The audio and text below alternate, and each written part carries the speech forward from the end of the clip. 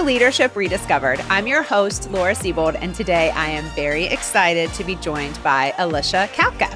Alicia is a passionate and dynamic higher education leader in West Virginia and takes pride in talking with current high school students across the state about the importance of post-secondary education. Known as a strong student advocate, Alicia has strived to educate as many students as possible on the importance of obtaining a college degree. She shares her own journey to college, the successes and challenges she has faced, which relate with many West Virginia families. Alicia takes great pride in sharing with students the actionable steps that Fairmont State University has taken to ensure that we are providing a path for students to obtain a degree. Alicia started her journey in higher education when she was 19 years old. She was a resident assistant in Borman Hall at West Virginia University and found a passion for working with students and helping them persist in college. She believes that being an RA laid the groundwork for her journey in higher education. The student leadership positions helped her graduate from college with no student loan debt. Being an RA also provided her the opportunity to meet some of her current mentors. Serving in an executive level role at Fairmont State University, Alicia holds the position as Associate Vice President for Enrollment and Student Life. She has worked in higher education for 20 years and specializes in the areas of student affairs and enrollment management. Alicia graduated from West Virginia University in 2002 with a Master's of Arts in Elementary Education and 2004 with a Master of Arts in Higher Education Administration. And she is currently enrolled at Liberty University in a Doctorate of Higher Education Administration program with an anticipated graduation date of 2025. Alicia worked full-time at WVU for 10 years in housing and residence life before joining the Fairmont State Falcons in 2015.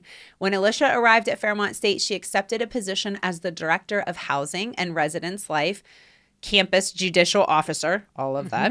In 2019, Alicia was promoted to Executive Director for Residential and Student Life, where she oversaw housing and residence life, student activities, student conduct, student organizations, Greek life, Freddie the Falcon, awesome, and intramural and club sports. In 2021, Alicia was promoted to Assistant Vice President for Enrollment and Student Life, where she oversaw the Admissions and Welcome Center, along with many areas of student life. Alicia is proud of the work that her teams are completing within enrollment management and firmly believes that Fairmont State University is one of the best regional institutions in the state of West Virginia.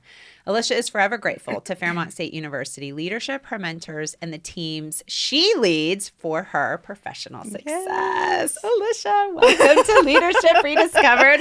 Excited to have you here. I'm excited too. So this is my first podcast. So. Awesome. You're ready. I'm ready. I'm This ready. is good. Well, funny you should say that because when I first met you, I was blown away by your energy and your passion. And I thought more people need to know her. So I'm grateful that you're coming on the show because I do think that'll allow you to be introduced to more. And this will be the first of many podcasts that you do. Yes. I told myself that in 2023, I told you my word is vulnerability. So this is one of the things that professionally I've been wanting to do. I want to share, all the great work that we're doing at Fairmont State, but then also ensuring that students know that college is a reality. Yeah.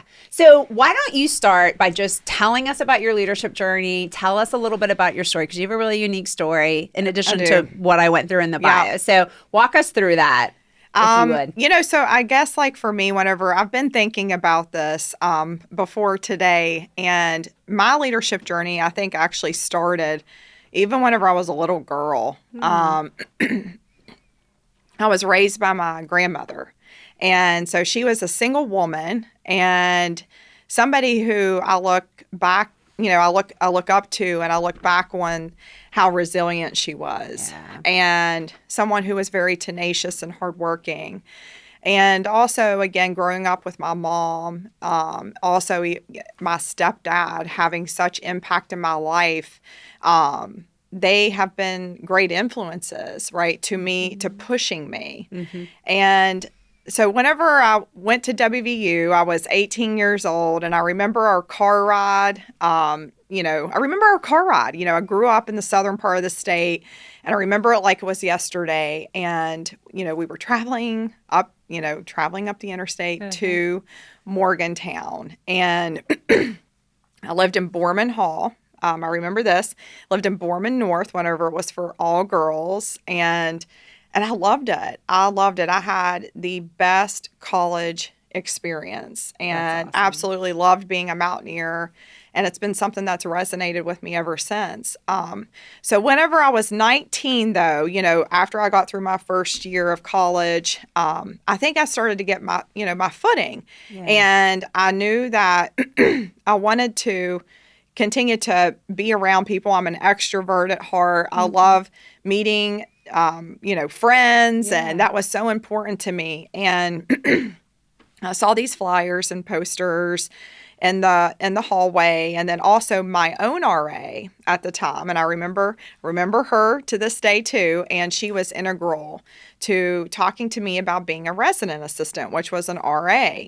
And so it was a student leadership job. And I had talked to my parents about it, and both my mom and my stepdad were like, Alicia, you should go for this. Like, I think you're going to love it. And, you love helping people. You love being around people. And then I told them too, I said, and it also helps pay for my room and board. And that's a win-win. And so they were like, of course, at that point too, they were like, oh my gosh, because it's even more help, right? For your college expenses. Yes. And so I did. I went for it. And we had this interview process. It was actually pretty intensive looking back on it. And it was competitive, and I think it's still like that to this day. Being an RA it's a big deal. It's a big deal in a residence hall. It seems like a hard job too, honestly. Yeah. I don't know that I would want to do that job. And it's funny that you say that, because correct, it's not for everybody, right? Like you have to love working with students, and you have to be okay with being woke up at 2:00 in the morning because somebody broke up with their boyfriend, and or you have to be okay too with listening to students whenever they're going through homesickness, and they just they need a listening ear, and that happens all the time. That's not during hours of 8 to 4. That's during like evenings and nights and weekends. And so I don't know, I got it. I got the job. I remember being so excited, and I did that the rest of my college career. So I was a student that actually never lived off campus. I've loved housing so much that that's all I did. Wow. I lived in a residence hall because I've believed in it so much. I've loved it so much. And then after I was an RA for 4 years, because I was also an RA my grad year, then that opened up a door for me to become a full-time hall director at WVU. Oh, okay. So, and I didn't even know what that was, really. I didn't understand. Again, I'm 22 years old at the time, and I'm like, what is that? What does that mean? Like, Alicia, this is a full-time job, and you have to live in the residence hall, and you're going to be overseeing the residence hall. You oversee the RAs. You oversee the operations of the building. Wow. You have a budget to manage. Oh, wow. So that was even my first experience, again, with understanding even budgets, right? Yeah. But I applied for that.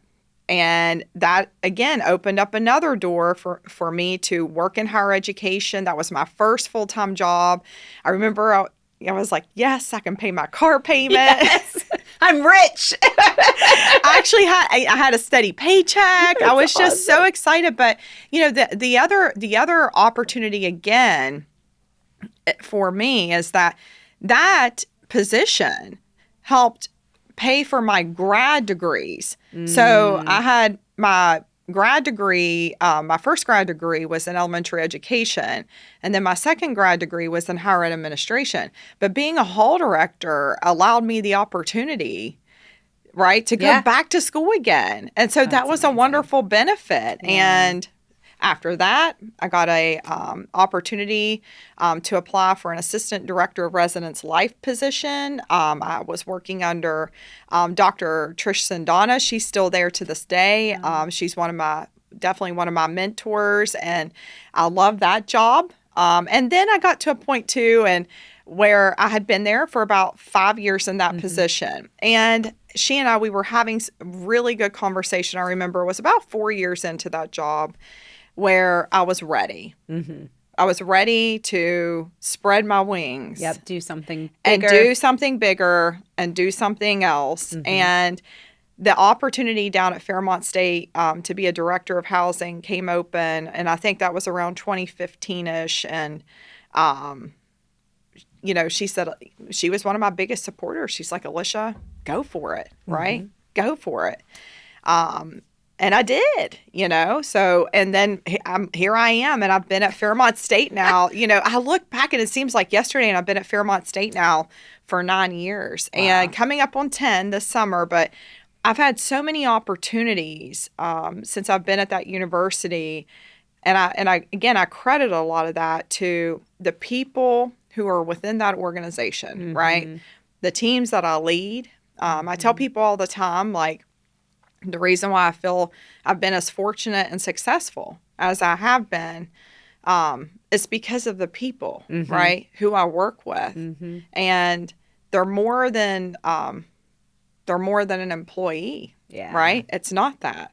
For me, it's a relationship. For me, it's about, you know, knowing these people for years and establishing these relationships and getting to know them beyond the job so that they know that I care. But yeah, my leadership journey has been fun. I will tell you that there's been times when it's been trying and challenging.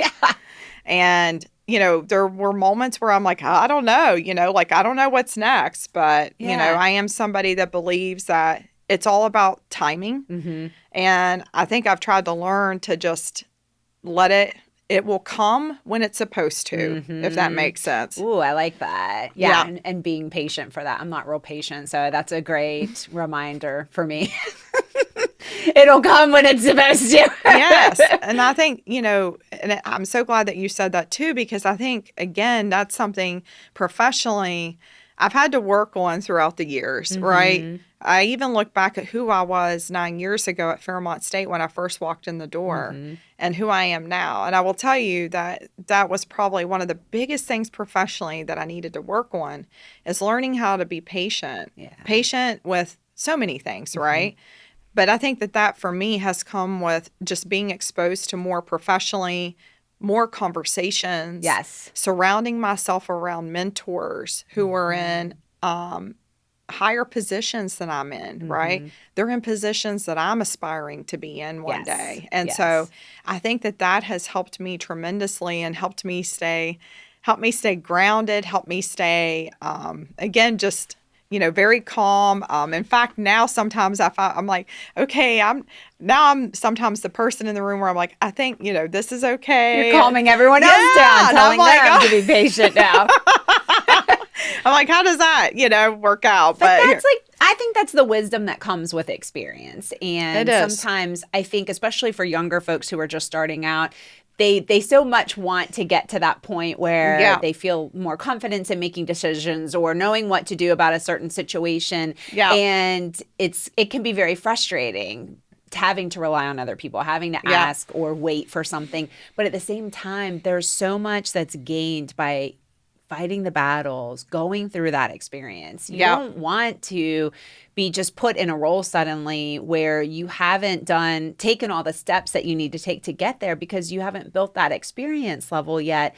And be able to reflect back on that when you're making those decisions. And it doesn't mean that we always make perfect decisions, but I would say at this point in my career, I definitely make probably better decisions than I did when I was 22 or 23. And exactly. Just because I know more. I've lived longer and I have more experience under my belt. Yeah. So I have to ask you one of the things. So when you reached out to me, which was awesome, and you took a ton of initiative, number one. But the other thing that I was really struck by is you shared a statistic with me that caught me off guard, and so it was around the enrollment rates for high school students. Is that the right way to say it in West Virginia in terms of enrolling in higher education? And before we were going to come and do the show together, I tried to look at what the national average was for the whole country. I couldn't find that, but I found this state by state comparison, and I realized West Virginia is significantly lower than Yep. the other states I was Yep. looking at. And I know, and I'm not here to say right or wrong, good or bad, although I know you have a very particular perspective on why that number should be higher. And so I do want to hear your perspective on that. Yeah. So again, growing up here, I don't think that I understood, until the last couple years, obviously being in enrollment management, how much impact we really do have at our universities, right? To educate students on the importance of getting a college degree and how to go about that. And it struck me too, because again, last year we were coming off the heels of a pandemic. So we were already struggling, right? And that's nationally, okay? That's not just West Virginia, that is nationally. We have already been struggling when the pandemic started, throughout the pandemic, and now on the hill, on the back end of it, as far as students going to college, okay? Because again, during the pandemic, it was hard. People lost jobs. Again, the student experience on a college campus was not great, right? It was hard. It was hard for them to make friends. And that's something I talk about a lot with student experience and how important that is. So yeah, I mean, I listened to the number. And it's like, remind me, is 40, about 46, 47% of our students are graduating right now throughout the state of West Virginia from high school and then going to post-secondary education. And so before, again, when you look back 4 or 5 years ago, that was right around that 51% mark. So we were at that time, at least, we were doing pretty good, okay? At least we were over that 50% mark. Still not where we want to be. But I continue, the longer that I'm in this, in this work of enrollment management, the more that I'm seeing the reasons of why, okay? And I go across the state of West Virginia and I travel with our vice president of student success, and I make a point to do that because I'm from here, right? So I want to hear from West Virginia students about why, right? Why are they not going to college? And so as I'm having these conversations, I'm understanding that it's because, one, they don't think that it's a possibility for them because they see the price tags, okay? And that's not just us, right? And you hear student loan crisis and all of that nationally as well. There's a national conversation that's happening about higher education in general. And so one of the things that we have been doing, and even that I've been doing personally, is drawing attention to that, right? Bringing it to the forefront, making sure that students understand we're acknowledging that this is happening. Yeah, let's talk about it. Correct. We're acknowledging that you're seeing this on the news. But we're here to talk with you about how you can make it a reality, and also what we're doing to try to make it more affordable for you. And so affordability is definitely one thing for students, especially, again, growing up in West Virginia. The second one is, I would also say, it's also an element of, can I do this? Right? Like thinking to yourself, again, when you're 17, 18 years old, going back to a story I just shared with you a little bit ago, I'm not, there's a lot of emphasis still on test taking. And so we have students, again, in high school right now who may not be doing well on standardized testing. And I was one of those students. As well. And so I look back and I think about how that affected me, right? It impacted me in some regard because it stuck with me, okay? I wasn't the student that got a 32 ACT. And so I finally this year have gotten to a place where now I'm sharing that story because I want students to hear that if you get a 17, 18, 19, 20 ACT, 21 ACT, that's not the end all be all for you. And it doesn't mean that college is off the table. Does not mean that college is off the table. It does not. And, I was the student that had a pretty good GPA, but I didn't do well on my standardized test. I got a 19. So, but I knew I was going to go. Right? I knew I was going to go. And so the biggest message that I also try to relay to students is, if you want it, right? But you really have to want it. And you have some what I call hard work, right? Then you can do it. And I think that because that's what's driven me. It is a possibility. It is a possibility. Yeah. Yeah. It's just how bad though do you want it? And then there are doors there. Again, there's people like me at all these universities across the state who are there to help students. They're there for the right reason, right? They want to make it a reality for them because they care. And so that we talk a lot about that.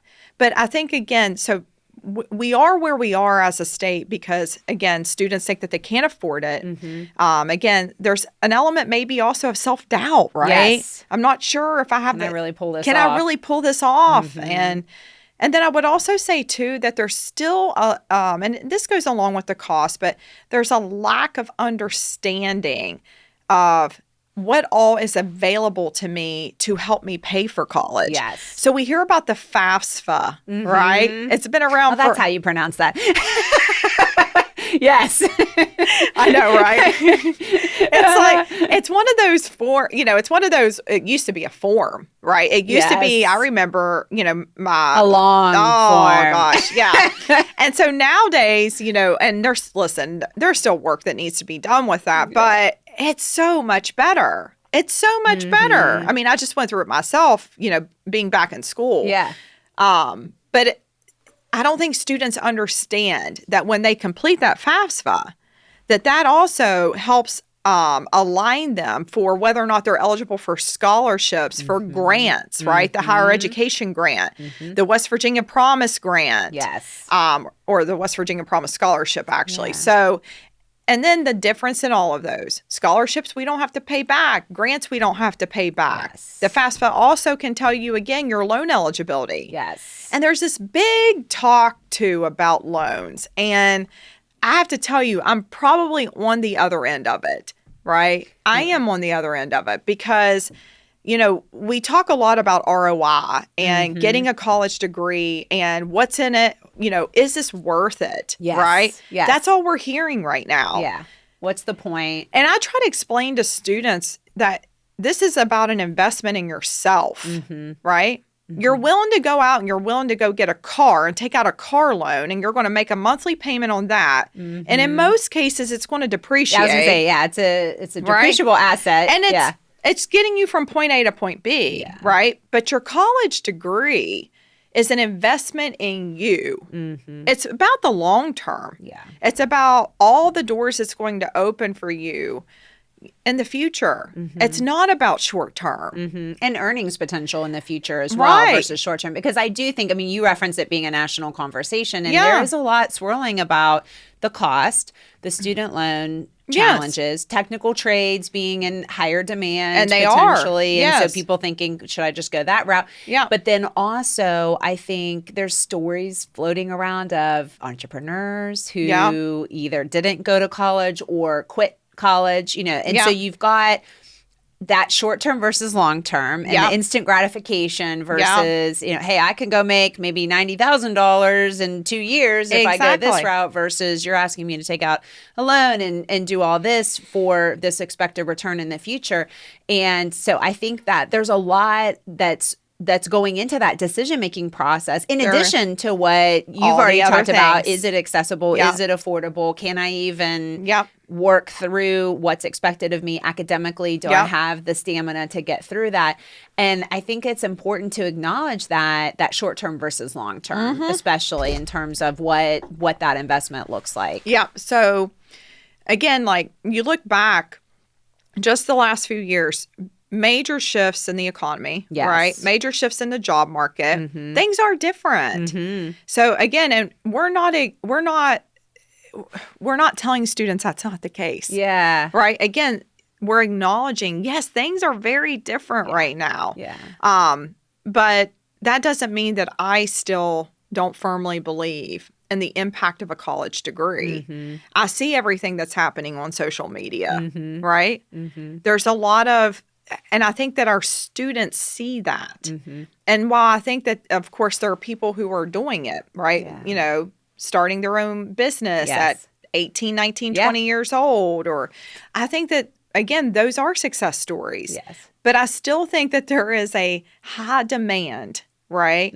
For professions who need educated people. Yeah. And I think that that's important. I think it's important that our population is educated. And that's why it's so important for me, again, even in the state of West Virginia, the more students we educate, all it does is help us with our economic impact, right? Yes. And if we're doing good there, then again, that continues to encourage people to stay in the state of West Virginia. And that's what I want, right? There's a huge ripple effect of that. I want for this generation to understand, and I talk with students about that right now, that they're the next line of leaders, right? They're the next line of leaders. And so we want them to stay. We want them to have great jobs. We want them to give back to the state of West Virginia, right? We want them to help us grow. That's what we want. Absolutely. And that's, a path to get there that I think, again, this is a great opportunity to share more information and to maybe dispel some of the myths that are out there about the opportunity. Not saying it is for everyone, not saying everyone has to go, but hey, listen, be aware that this is an option. It is an option. Yep. Yeah. And go ahead. No, I was just going to say, and like I said, if you don't know the steps, right, and you think about when you're 18 years old, right, 17 years old, it's also overwhelming. It is, yeah. But at every university, again, there are people there called admissions counselors. There's people there like me. Yeah. I work with students and parents nearly every single day on questions and phone calls and who reach out to me directly. And I encourage that. I want that because I want to help them. I want to put their mind at ease. I want to help them understand that this isn't as complicated as what it may seem to be or is overwhelming, and help put their anxieties at ease, right? Absolutely. There's a lot of anxiety around going to college because it's a big decision. Yes. Well, and it's interesting. I've learned a lot from talking with you about this because I was very fortunate growing up. I did not realize it at the time, but I came from an educated family, and so college wasn't an option. It was an expectation. You're going. Yeah. It was, where are you going and what are you majoring in? But so that decision was made for me, and a lot's changed since then. I mean, I like to think it was just a few years ago, but it's been more than a few years ago that I was there, and a lot has changed for people. And you're right, there's more options, honestly, than there were when I went to school anyway. So I think, shedding some light on, okay, just be aware of what your options are, and then we can help you make the right decision for you. Exactly. Yes. So I read an op-ed that you wrote about your grandma. Yeah. And the impact that she had on you. And I'd love if you'd be willing to share a little bit about that part of your story. Yes. So, yes. Growing up in West Virginia, so we refer to our grandparents a lot as Mama or Pawpaw. I love it. And so I grew up with my Mama. We lived in a town called St. Albans, West Virginia. Yep. It's about 20 miles west, I think, of Charleston, and had a wonderful childhood with her. Right, had a wonderful childhood. So my parents had me at a very young age. And so my grandmother was there as a support system, again, just encouraging me. I remember she had me involved in so many activities. And, you don't realize the impact, I think, at times that people have on your life until you're older. And I look back on so many things now, and it's shaped me and molded me into who I am today. There's a lot of times when people say, Alicia, like, where did you get your work ethic from, right? Like, where did this come from with you? And, I can frankly credit it to a few people in my life, but my grandmother was somebody who, I think she started planting that seed for me about college, frankly, whenever I was probably about 6 or 7 years old. Wow. And I don't think I realized it, of course, at the time. But my grandmother had these conversations with me a lot about, Mama wants you to have a good job, right? Mama wants you to make good money. Mama doesn't want you to struggle, right? Mama doesn't want you to have to go through some of the things that I've had to go through. Yeah. And so those conversations, they would happen periodically. You know, I remember just as a little girl, there were times whenever I remember we would go to the grocery store or I would want a toy or something. And I'm like, just use the plastic card. And not even right. And so I remember her telling me then, you know, Alicia, you know, Mama has to pay that back. And I'm like, you do? I'm like, what do you mean you have to pay that back? And so I don't know. I just, you know, she had such impact on my life because she was a single woman, and she was there to raise me up until I was probably about 14, 15 years old. My mom she also lived with us during that period of time for a while. And we lived in a 4-room house, right? And it was a cute house. I remember that. My grandmother took such pride in her home. And I think that's resonated with me too. So when you work hard, right, for what you have, you take such pride in it. So I think, again, that's molded my personality into who I am today. But what I watched and saw from her was work ethic, right? She worked hard. She was somebody who worked at the state capitol for many years. She had a good job. And she ended up retiring and she had a good pension.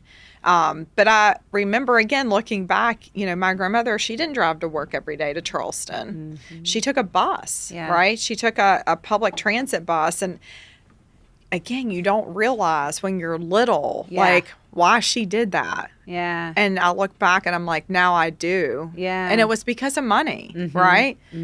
And, but she was somebody who, I don't know, for me to this day, it stuck with me so much that she always told me I could do whatever I wanted, right? But she also told me the importance of me getting a good job, okay, and not having the same struggles that she did. And we ate good. Listen, we ate good. Southern West Virginia, I guarantee you ate good. So I will tell you that, you know, my grandmother, she was a cook. You know, I look back and, you know, there were homemade apple dumplings and baked steak and gravy. And oh, my. My husband had never even tried baked steak and gravy until until it was with, you know, my grandma. And he's like, what is this? And I was like, honey, this is called baked steak and gravy, you know? So, but yeah, just so many wonderful, so many wonderful memories. And again, I just think she instilled in me this passion, right? This tenacity that the sky's the limit, right?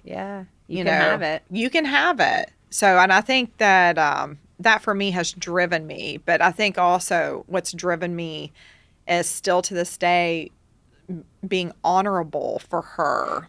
Do you see what I'm saying? Like living my life in such a way that she would be very proud. And so that's what I'm trying to, I strive for that, right?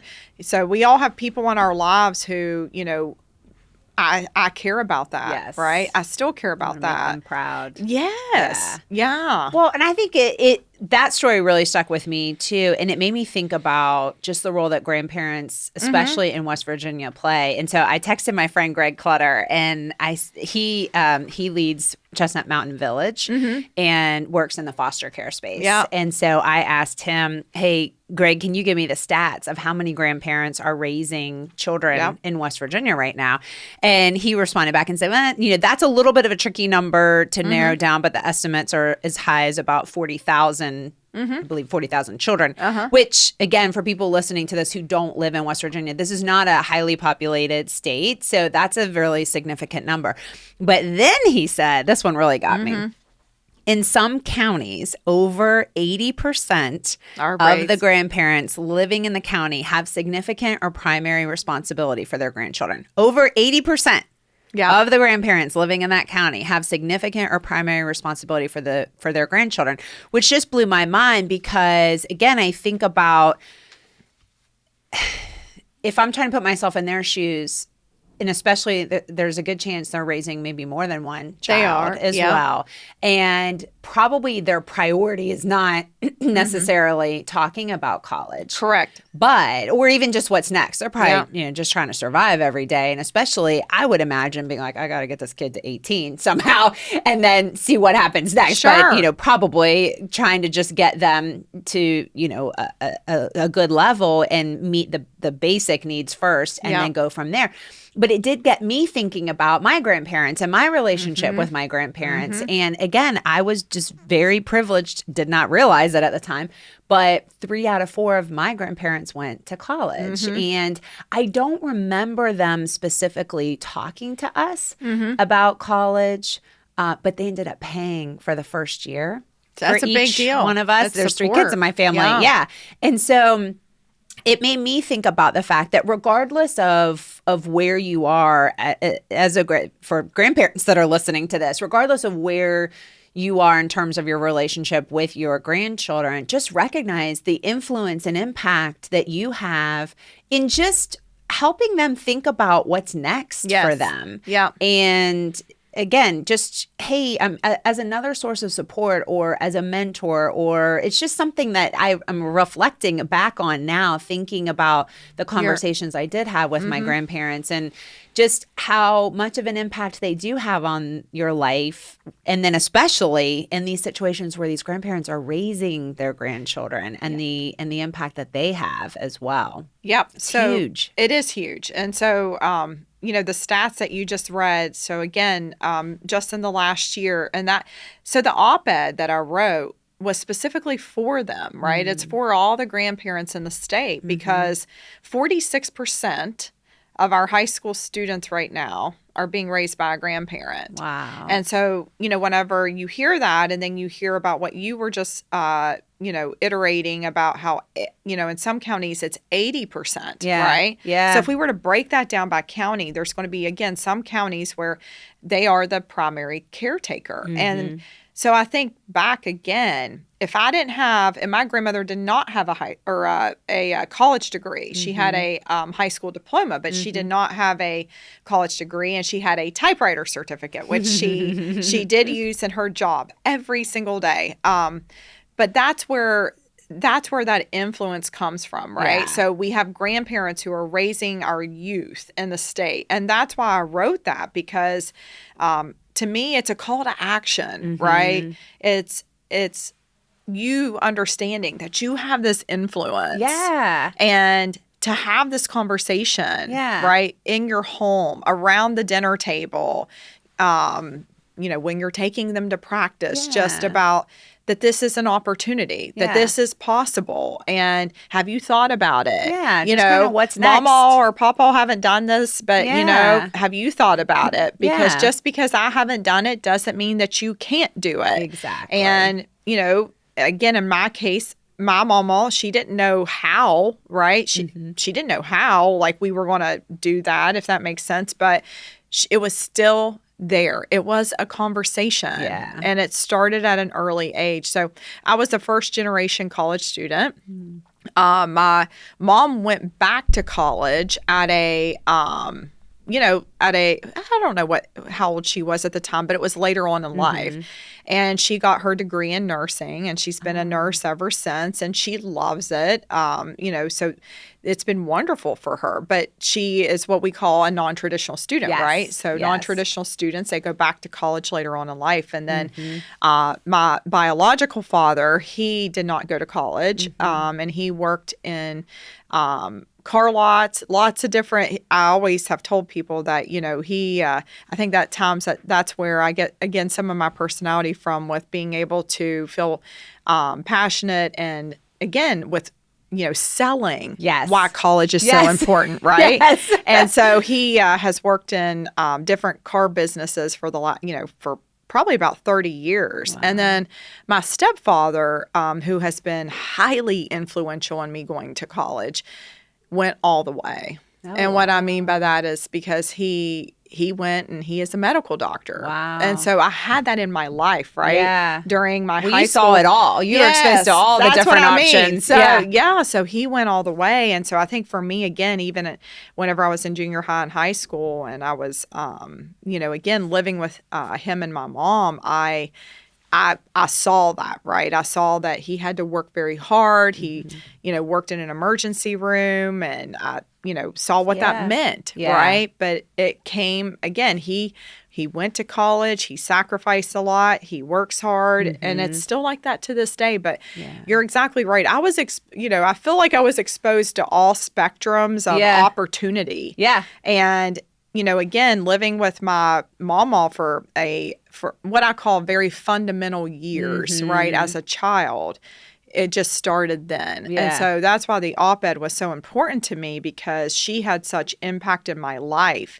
And I think to myself, how many high school students right now in our state are not having that conversation. They're not talking about it. And in some cases, it's because no one is engaging them in that conversation. Yeah. They're not saying, hey, well, what about you? Yeah. Like, what do you want to do? Yeah.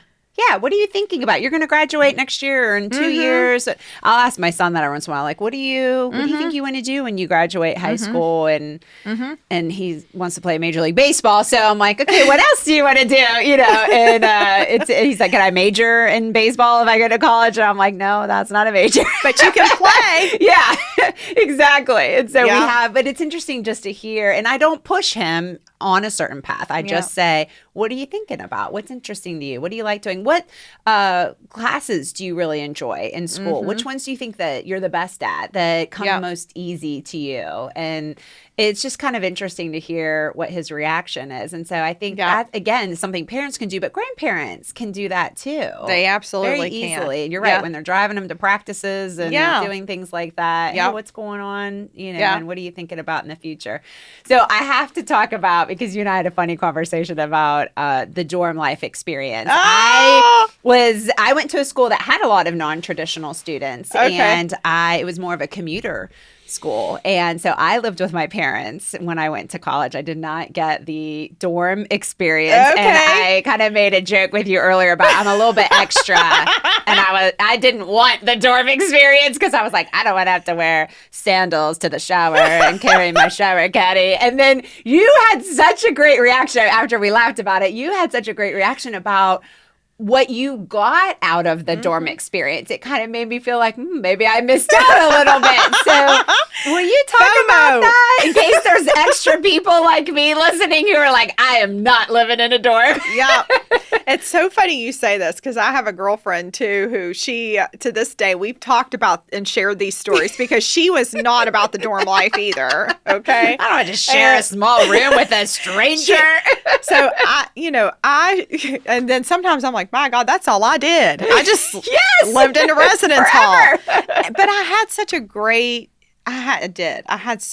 experience, like I told you. And, while I will admit, right, residence hall living may not be for everybody, okay, but I do think it is for most students, and especially freshmen. Yeah. Especially freshmen, right? Your true first-time freshmen coming into your university who, again, graduating from high school, going straight into college. You've never potentially lived away from home. Yes. And that for me was a big deal. I was also an only child. Yes. Okay, so I was anxious. Please, let me meet more friends. Yeah.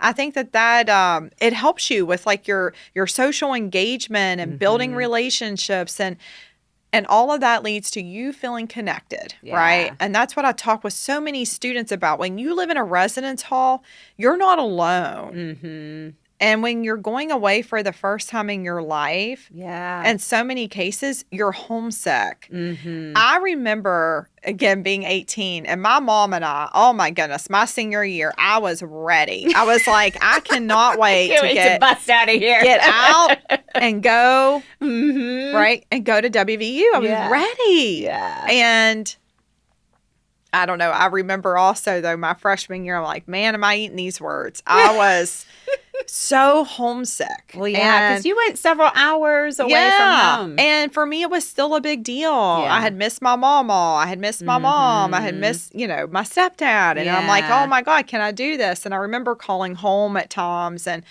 more so my stepdad, he's always been the one that, he'll to this day, he'll give me that tough love if I need that tough love, right? Yeah. He was like, you are not coming home, right? He said, you're going to stick this out. Aww. You're going to work through it. He said, this will pass, right? And my grandmother did too, but I could also tell my grandmother was like, come home.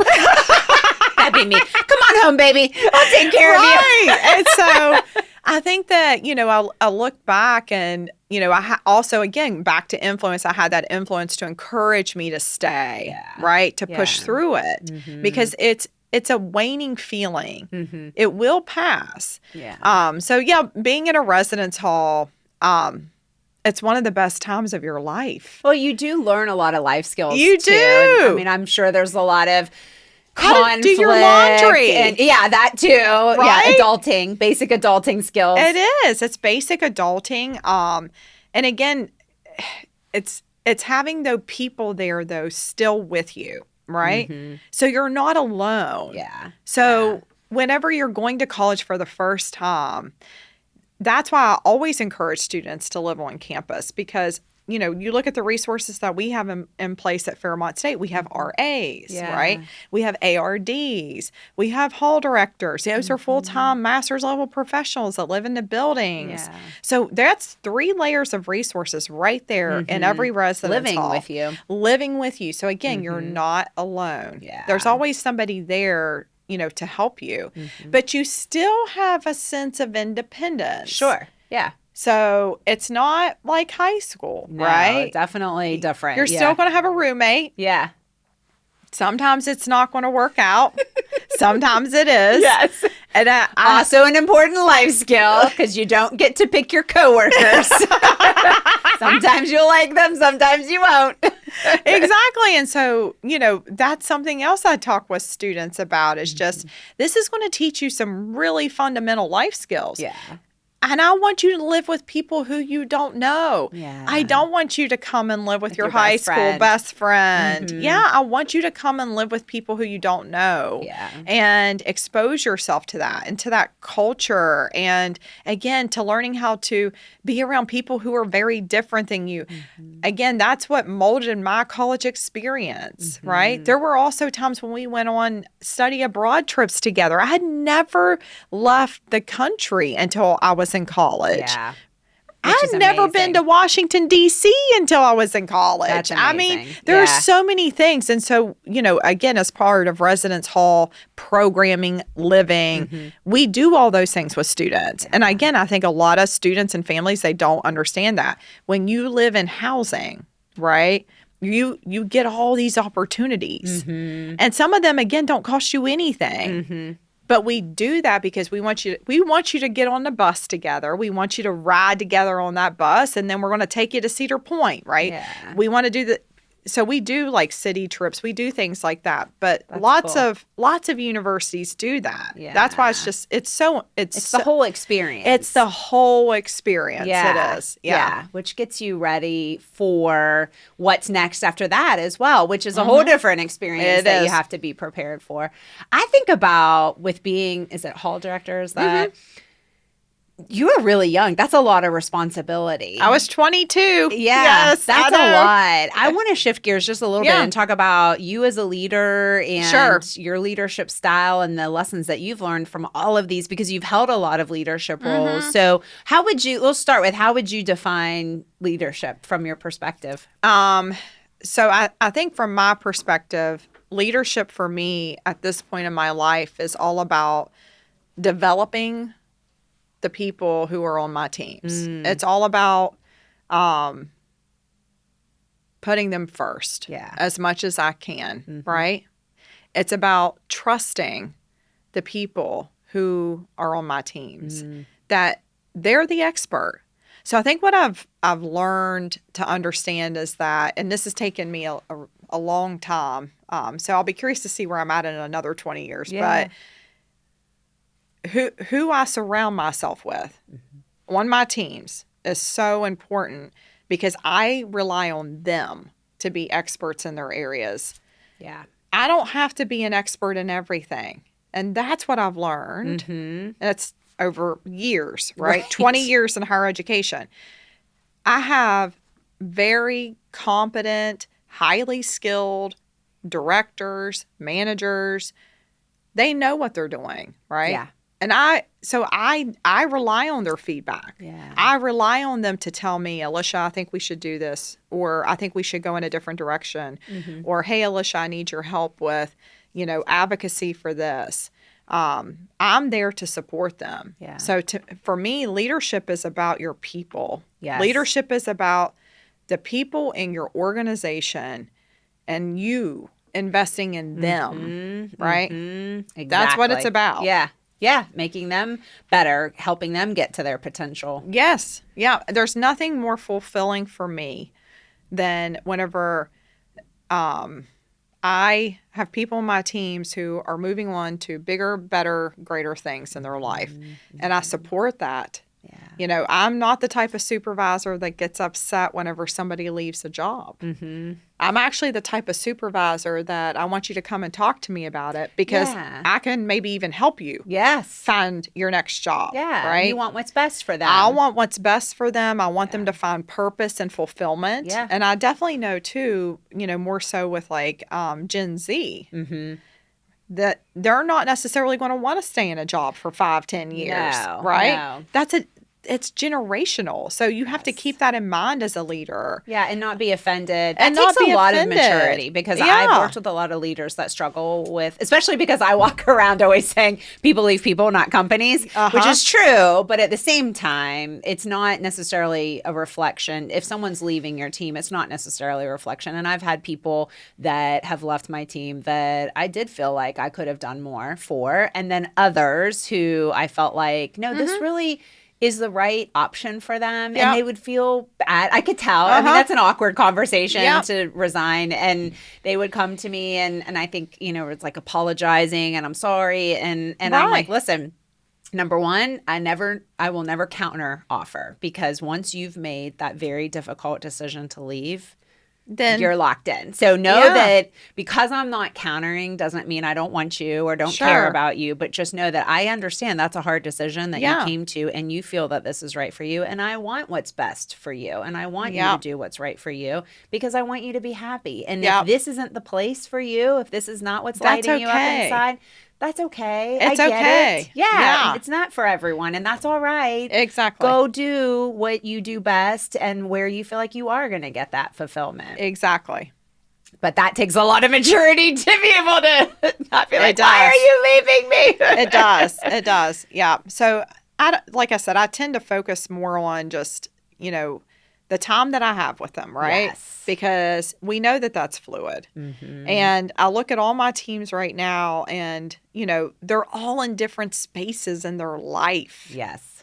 Right? Which has that makes a difference too. And that has influence. It does. And so I don't expect for all of them to be in the same role in 2, 3, 5 years. And in fact, I don't want that. Yeah. Right? Yeah. For many of them, I don't. Yeah. I want them to continue to grow. I do. I absolutely do. I want them to feel like, that they absolutely have a professional, growth path that, again, the sky's the limit for them. Yeah. So I do have conversations a lot with my teams and I ask them, what do you want to do? Yeah. Right? What's next? I love that. Yes. I love that you're asking those questions. Yes. What's next? Because I do that with myself. Yes. Right? So up in my office, I have 3 blue sticky notes on my whiteboard. And I decided to do that about, it was around probably the first of the year. Again, back to it's not just about New Year's resolutions, but just goals. Goals, yeah. And then it's also, though, transferring those goals to paper, and then it's keeping them front of mind. Yeah. And I am somebody that is highly driven by goals. Awesome. Right? Yeah. And there's lots of people who are not. Yeah. They don't need that. That's all right. And they can still meet their goals in their life and never have to do that. Right. I am not that person. You need those visible, I have to have those visible, top of mind goals. So even use me being in my doctorate program right now. I have my entire program sheet taped up onto the refrigerator in our house. So again, it's front of mind, right? But one of my 3 professional goals, again, and I want that in the office. So that way, again, they see you doing they that. see that, right? And they see one of my goals. They see all 3 of them actually. Okay. But they see though that I am still, driving towards wanting to be either a vice president of student affairs or enrollment management at a university. I love that. I love that you just put that out there. It's out there, and I want them though to see that because I don't want them to feel afraid or think, right? Listen, imposter syndrome's real. Yeah. Okay. There's a lot of people, and we're all guilty of this. And I am too at times. I still at times going back to the ACT days. Right. I still at times think to myself, like, okay, can I do this? Right. Yeah. Can I do this? Is this attainable? So we all still struggle with that to some degree. But as we get older and as we get more experience, that becomes less, right? Yeah. Your confidence is different. Yes. Your life experiences, what you've been exposed to at that point in your life is different. So all that changes. It's not the same, right? But yeah, so I do. They know that. Yeah. They know that that's my next career goal. They know that that's what I want to do. And I'm hopeful it'll happen at Fairmont State University. I've always said I never thought in a million years I would still be there. Yeah. And I talked to some of my mentors about that because, I think that there was times in my life where I thought, okay, I'm going to go to Fairmont and I'm going to do this and I'm going to do it for 3 to 5 years. And then I'm going to go do something else, right? And then I'll look back and I'm like, oh my gosh, I'm already coming up on year 10. It's amazing how fast that goes. But it goes fast. Yeah. But it's also because I've had professional growth opportunities. Yes. Right? So the university, haven't been in the same role for 10 years. No. So the university, as much as, again, the university has invested back in me. Right? And that's a piece of it. So if you're at an organization where you feel like you have a growth path and that there is opportunity for you, then you can stay there, right? Yeah. You don't even have to worry about that. And then for me, again, it's also been about, well, obviously, for me, the biggest one is, I've spent 9 years building relationships there. So it's more than that, right? Yeah. It's like family. Yeah. So there's that connection too. I love fostering those types of conversations with our teams, and I do share with them that this is what I'm going for. This is the next thing for me, right? Yes. Because I want them to hear me talk about that, and then I want them to see how important goals are for me. Another goal I have, this is a joint goal, obviously, for my husband and I, is that we want to pay off our home. Yeah. That's a great goal. Yeah. Right? Yeah. It's a big goal. It is. Yeah. But it's there. It's there. On the Post-it. It is. But I love that you're having those career conversations in particular because back in the day I was a recruiter and I would always ask when I was interviewing people, why are you leaving? Why do you want to leave the current place that you're employed at? And 9 times out of 10, they would say, I just don't have opportunities to grow. I don't see a growth plan. And I'm always intrigued by that because I have to imagine that when those people resigned, their managers probably felt like there was a plan for them or and there maybe didn't were talk opportunities about it. And didn't talk about it, didn't ask or didn't say, oh, gee, you're interested in becoming the vice president of whatever. Here's a path.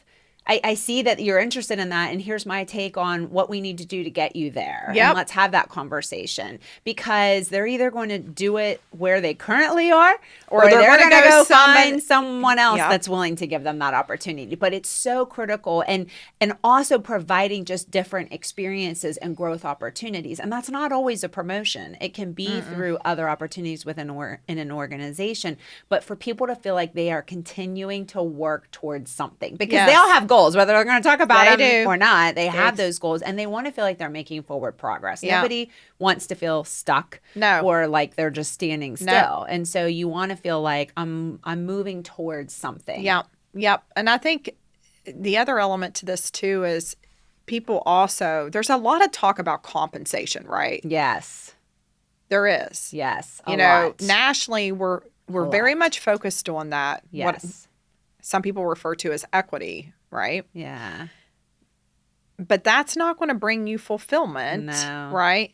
In your job. It does help bring some satisfaction. Yes. Don't get me wrong. And I don't want to... Especially if you don't feel like you're compensated appropriately for what you're doing. And I don't want to dismiss that. Yeah. But it's about how you feel valued, right? It's about, again, it goes back to whether or not you feel that your leader is valuing the work that you're doing, that you feel heard, that they're advocating for you, they care about that you. they care about you. Yes. And again, and that it's not all about the job. No. You know, and again, another experience related matter. I mean, if you have the right kind of culture, if you have a place that people want to come to, again, it's not always just money. And I'm focused on that because I have a lot of friends that run smaller businesses and they can't afford sometimes to do big compensation packages or offer huge benefit packages. And so it doesn't mean that they can't still attract the best and brightest talent because they can offer other things too in terms of the experience that they provide,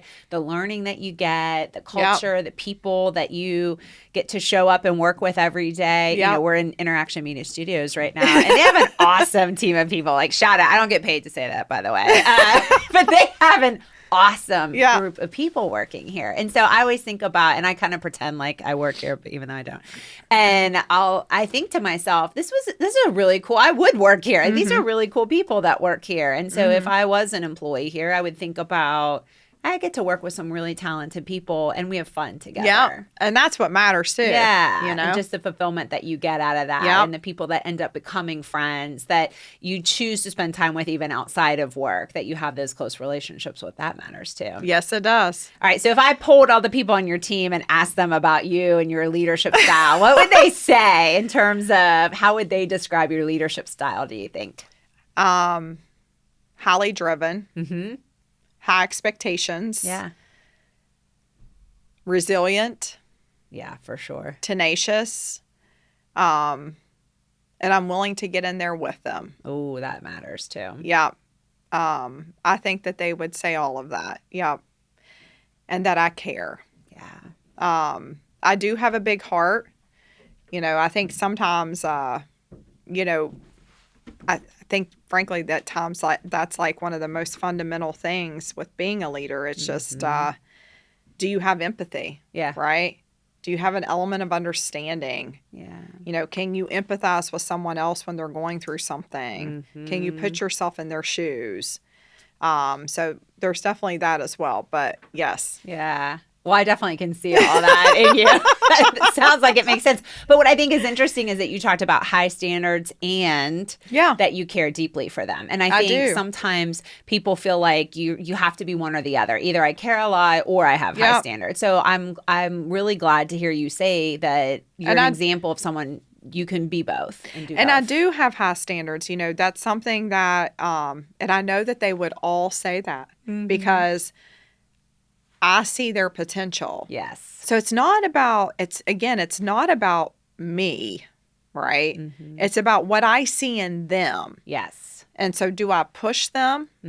Yes, I absolutely push them. Yeah. And whenever I think about even our admissions and recruiting team, oh, absolutely, right? But that's because I know what we're capable of, right?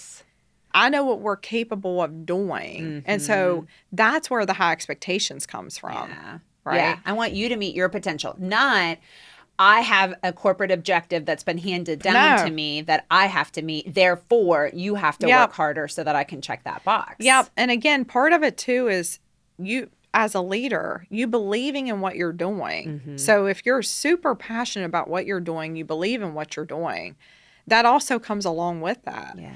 Because I have such a passion and a belief in the work that I'm doing right now with enrollment management and with student affairs, that for me, it is natural. I feel like I'm more in my element now the last 2 years where I don't know what it is, but I just finally feel like I told my husband that I'm finally feeling like I am making an impact, if that makes sense, right? And not, on a broader level across the state, with students understanding the importance of going to college and how they can get there.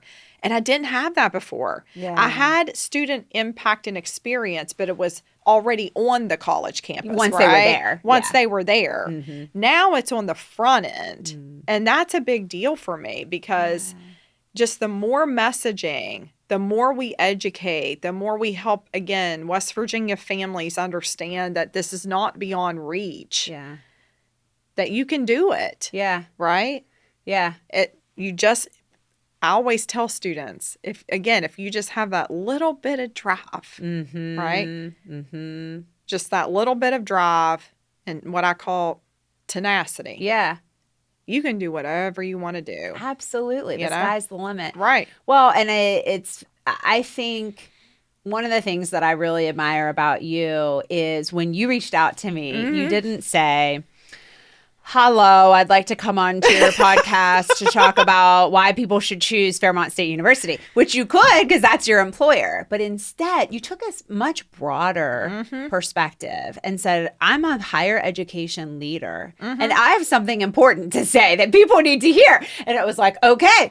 And you threw in that statistic that I thought was fascinating about the low enrollment rates. And so I was like, okay, let's have a conversation. And then, I mean, your passion is contagious and you can tell that you are highly motivated and highly driven, but it's from this broader leadership perspective. And I think it also makes me think about something that's a little bit unique about West Virginia as a whole. It's different. I talk about this a lot, but I didn't grow up here. And so I often compare my experience living in West Virginia to where I grew up. And what's unique, I think, especially in the past few years, is the collaboration that's occurred within the higher education space. Absolutely. So you've got multiple universities collaborating on things with the overall goal of elevating West Virginia, of creating a more positive state for people to stay, for people to be successful, for people to live better lives. And from a business perspective, I think, wow, these are institutions that on paper would be, in my mind, competitors to each other if from a pure business, because they're all vying for the same resources, right?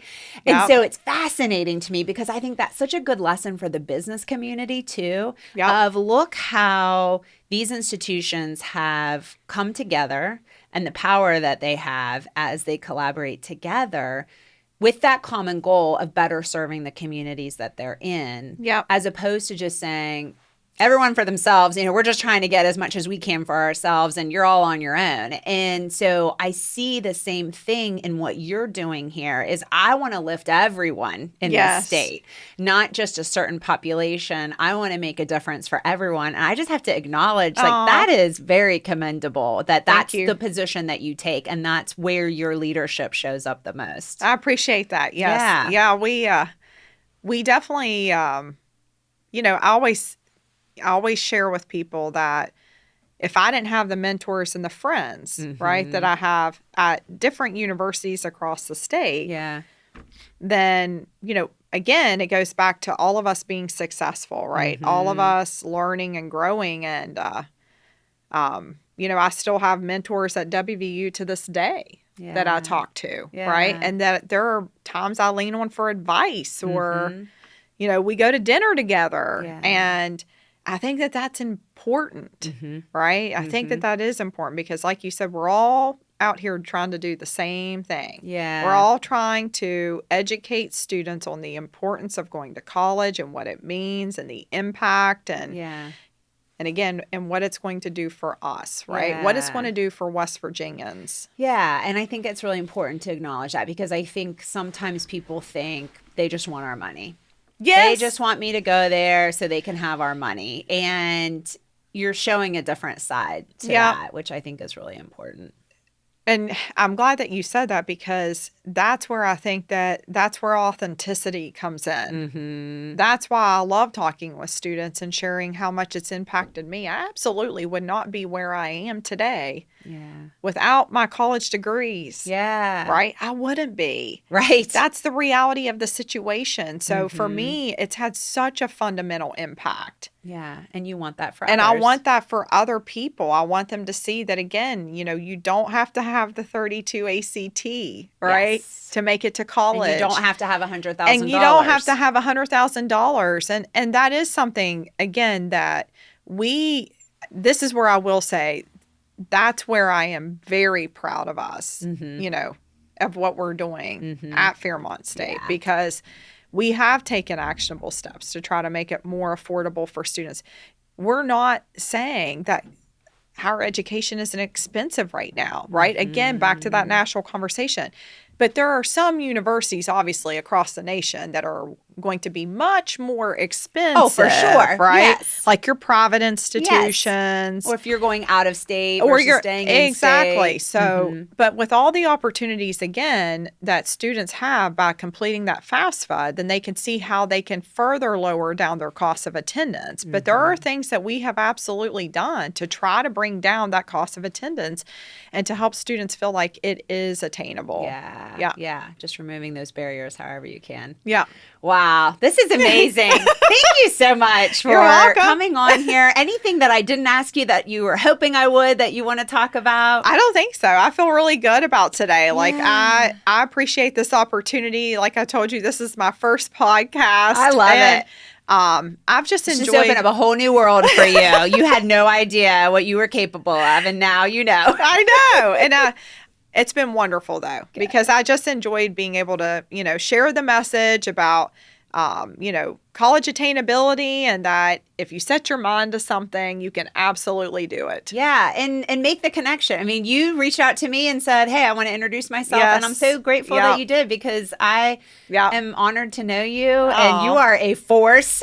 And like I said at the beginning, everyone else needs to know you too. And I follow appreciate you and support you, because what you're doing is very noble. And I appreciate you taking time to talk to us about it. Thank you so much. You're welcome. This is wonderful. Will you do a lightning round? Yes. Okay. Lightning round at the end. All right. So it's I'm kind of nervous. 60 seconds to answer as many open-ended questions. Don't be nervous. It's the easiest part. It's also one of the most hilarious parts. Okay. So I will say that. Okay. On your mark, get set, go. What season best fits your personality? Oh my gosh, definitely summer. Yes. What's your most used emoji in text? Oh, okay. I don't know. Okay. It's definitely the laughing emoji. On the side or straight up? It's on the side. Okay, yeah, on the side. That's a really good laughing emoji. What book, song, movie, or podcast has had the greatest impact on your life? Brené Brown, Dare to Lead. Ooh, that's a good one. What's something about you that surprises people when they first hear it? Oh, gosh. What's something that surprises people about me when they first hear it? I don't know. Do you have any hidden talents that we haven't talked about on this show? Oh, I play the piano. Ooh, nice. Yeah, whenever I was little. Very good. I also played a clarinet. Nice. Yep. So that was definitely, those are things that, sometimes I think probably people are like, really? Also played soccer, which I think that there's a lot of people who ask questions about that, because I'm not always the most coordinated person. So they're surprised. Did you trip a lot while you were running up and down the field? I did. I was like, really? You played soccer? So yeah. Actually, though, I feel like there's a little bit of personality with people who play soccer, and I definitely can see. And I loved it. I was very competitive, ambitious. Yes, yeah, very competitive. I see it. Well, thank you again so much. Thank you, Laura. I appreciate it. Awesome. This is so great. Absolutely. Yeah. And that's all the time we have for today. Thank you so much for joining Leadership Rediscovered. Until next time, shine bright, everyone.